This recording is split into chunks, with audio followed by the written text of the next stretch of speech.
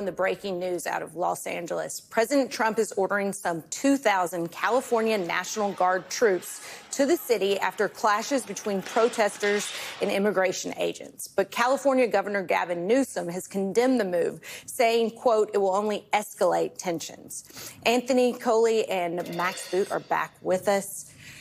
I mean, Anthony, what do you think about the proportionality of this, given what we just heard from our reporter who said, you know, he cited dozens of protesters in the Paramount area on different street corners near the Home Depot, right, and then hundreds of protesters in downtown L.A., 2,000 National Guard.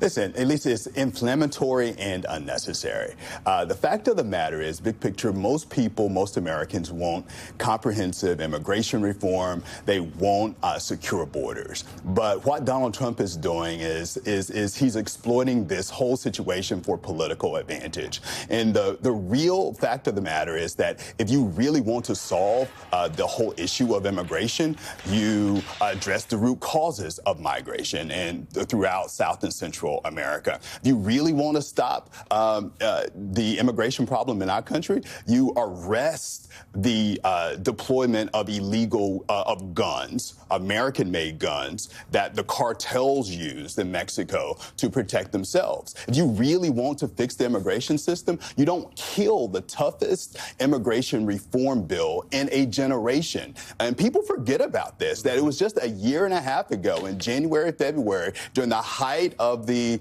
beginning to be the height of the presidential campaign, Senate Republicans, along with a handful of moderate conservative Democrats, they brokered the toughest immigration reform bill in a generation. And Donald Trump killed that legislation. He was very explicit that he wanted to campaign on this issue. He saw the political benefit of it. And the fact of the matter remains is that he is going to continue to exploit immigration as a political issue until he gets every ounce of political benefit he can from it. And that's what we see happening on the ground today in Southern California.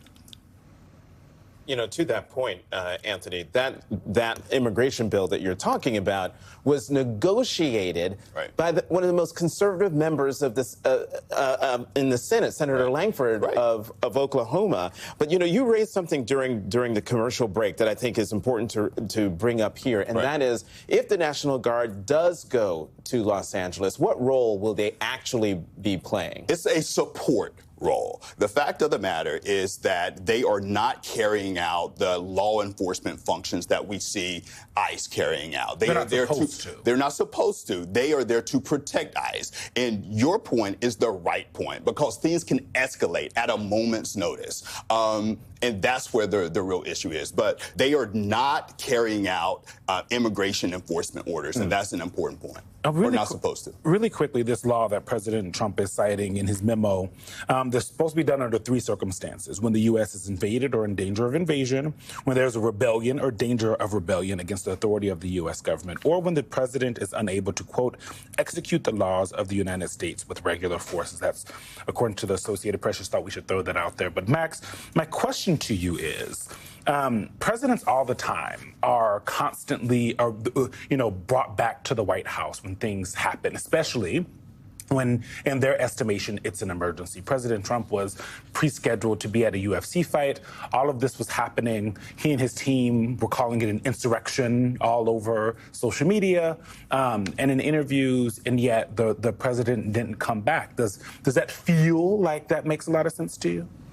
I mean, this is all clearly drama and play acting, and, you know, President Trump wants the confrontation, but anybody who's looking at it objectively, including, I'm sure, folks in the White House, understand that this is not a situation of riot and looting as President Trump described it. I mean, this is kind of a federally created confrontation. I think, you know, in this kind of environment, I think it's important for everybody to keep a cool head and to try to de-escalate rather than ramp up tensions.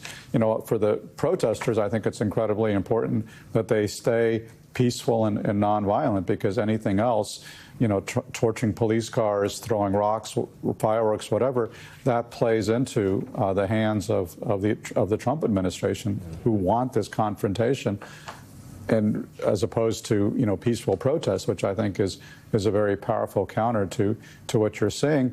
But I think it's also incredibly important that there has to be restraint and de-escalation on the part of the federal government, and that's why I'm very, I worry in a situation like this to have somebody like Pete Hegseth as Secretary of Defense, because we remember during the George Floyd protests in 2020, you had Mark Esper as Secretary of Defense, you had General Mark Milley as Chairman of the Joint Chiefs of Staff, and they were not willing to send federal troops into Washington to try to suppress protests in the way that President Trump wanted. And unfortunately, right now, you see Pete Hegseth very different, that he's kind of straining at the leash to, menacingly talking about sending Marines up from Camp Pendleton. That's the last thing that anybody needs to see. And this is, again, I'm very concerned about what we're seeing. I really hope that today, on Sunday, we see a day of de-escalation rather than heightened tensions. Mm-hmm. Max Boot and Anthony Coley are sticking around. We've got a lot more on this story, including the California governor's reaction